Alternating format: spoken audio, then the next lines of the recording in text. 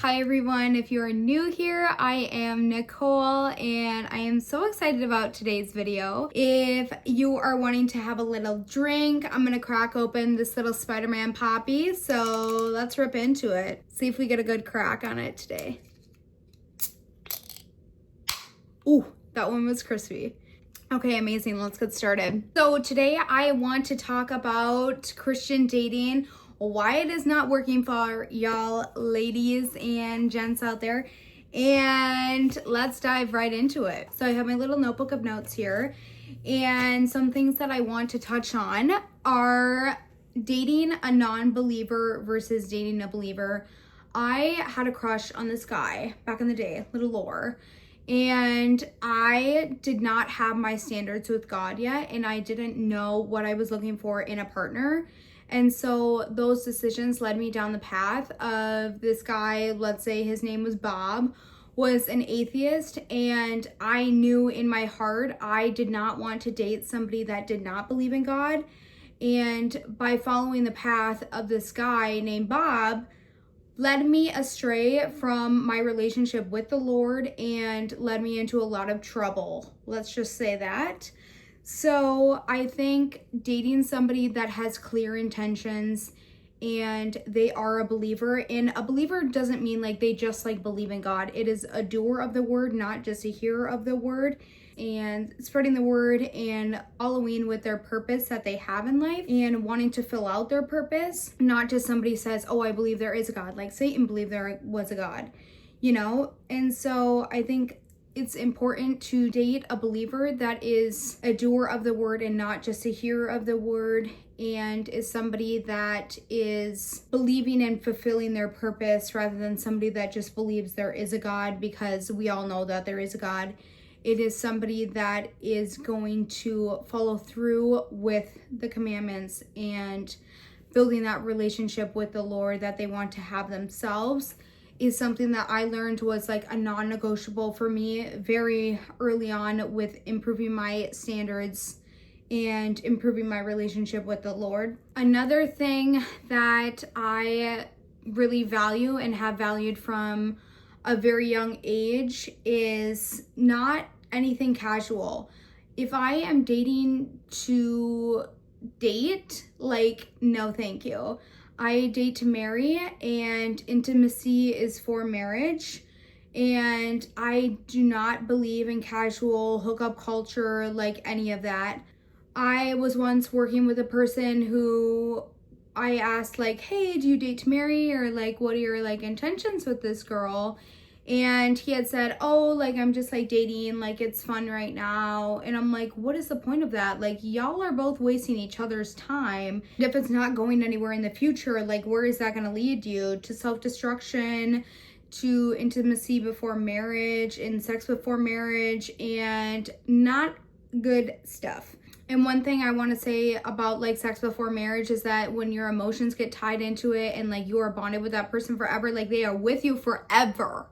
They are with you forever. Like, think about that. Like, till the day you die, that one ex, that one hookup, like, they're with you to the grave. Okay, it is that serious. So yeah, this person is going to be your future spouse. They're going to be the father of your children, and you want to be making sure that they are going to fulfill those intentions that you want and fulfill those goals that you have lined up for the future, and is not something that's just like casual and just for fun. Like, you can do a hobby for fun. So like, if you're bored, read a book. If you're bored, go on a run. Do something to fulfill yourself. There's nothing like that you need to fulfill in a relationship that you can't with a hobby. Sure, everybody like wants to be loved, but lust is not the way to go. You also want to consider somebody that is going to draw you closer to the Lord and bring you closer to Him. You want the man to be able to lead you closer to God and strengthen your relationship with Him and strengthen your relationship as a couple by fulfilling your guys' purpose together. And dating somebody that is going to bring you closer to God is only going to strengthen your guys' own relationship with the Lord, and it's going to strengthen you guys together, knowing that you guys are following the same purpose and that He is leading you down the right path. Setting boundaries is also crucial, making sure that you guys are both on the same page about everything and making sure everybody is being respectful. This builds trust and leads you guys to have a higher level of mutual respect for each other when everybody is respecting boundaries and there is trust being built off those boundaries. Another thing I would consider is having a close family member or a friend or a mentor and asking them, does this person align with the values I'm looking for in a person, and do they have godly values? Do they have biblical values? And going back to the Bible and seeing, does this person align with these values that align with my heart? And having somebody to be able to hold that person accountable, hold you accountable too if you have any red flags that you want to work on as well, or red flags that they can notice right away if you have your blinders on. They will be able to help you discern and help you make sure that that person is following the right path and they have good intentions, and they can let you know and let you know ahead of time so that it's not leading to heartbreak and like feelings getting involved. When if you had that mentor, they would be able to help guide you in the beginning and not lead you astray. I know if I had talked to a mentor about what does this guy look like, I had multiple people telling me like, hey, like, I don't think this guy is right. Like, I don't think he's good for you. Like, I just didn't want to listen to them. And these people know you best, especially if they're a close person to you. They definitely care about you and they know what you deserve as a person, and they want to be able to help you. They will be able to test the values and intentions of that person, and you should be doing the same thing as well, as in seeing if they align with those values that you want in your life and have the same 5-year plan or goals down the future to see how do they react in this situation, or I don't really think that was a biblical way to go about that. And learning those things and discerning those things early on is going to be very important, and having tough conversations that might come up later on, I would have them earlier than later, just so that if you have different beliefs on something, that it's brought up sooner and it's not like a deal breaker going down the line. Another thing that I really strive for in my dating experiences is being friends first. And that means, like, for me, like, I don't go on dating apps, because in that situation you are strictly like thinking of the relationship as a relationship, and you're not thinking of it as a friendship first. You're basically going off looks and you're going off a certain profile page, and you're not even paying attention to what could be a person's personality or how they carry themselves, and you're basically only going off looks, and you're not putting the friendship first. And the friendship builds the foundation. It is the core value of the relationship, and being able to know that you like that person and you like spending time with them and you like hanging out with them in general is going to build a good foundation of trust, and knowing that you want to hang out with them as well, even in those quiet moments where everything is not like perfect sunshine and rainbows, and there could be a time of silence, and it's still going to be enjoyable because you know you're still friends with them. Another thing that I have to remind myself is that this person is not going to be perfect as much as I am not perfect, but they will be right. They will be catered to you. God knows the desires of your heart, and he knows what you're attracted to. I wouldn't be worried if God has a person for you. Am I going to be attracted to them? Of course you're going to be attracted to them, because why would God send you that person if you're not attracted to them? Like, attraction is very important into having in a relationship.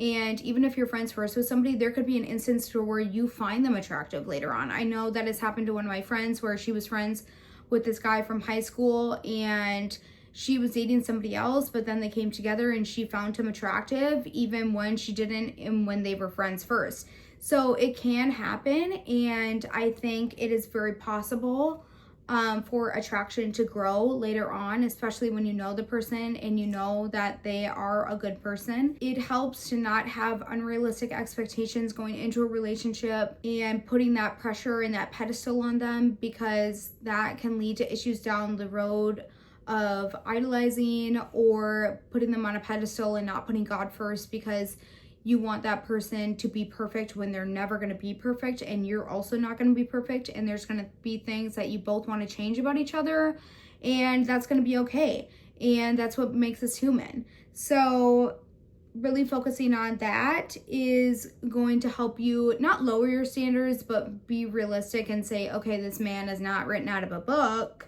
but he follows every single intention and everything. He has everything I'm looking for in a man. I'm not just going to cross him off or write him off just because he's not perfect. Everybody has their little quirks. Everybody has their little weirdness about them, but that's what makes us us. Another thing to focus on is putting God first and making sure God is at the center of the relationship and not putting each other above God, because God is the only person that can fulfill you and not a person.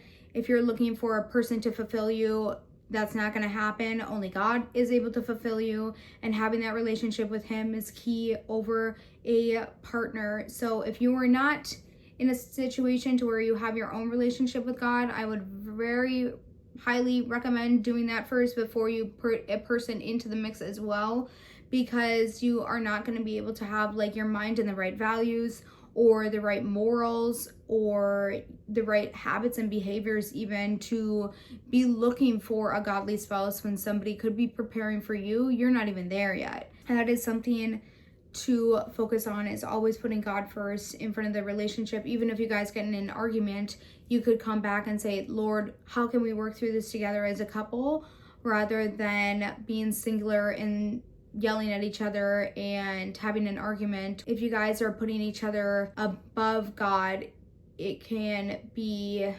harmful in situations of like arguments and other things like that down the road that can lead to hardships. One thing to look at as well is when you're judging a person's character right off the bat is, do they have those biblical values of love is patient, love is kind? I know the situationship that I was in, this man did not show Bible-based values as a man. He was greedy, he was selfish, he was lustful, and all of those things should have been ticking off the boxes of, hey, Nicole, red flag, like this guy is not it because he doesn't have these values that shows what love is.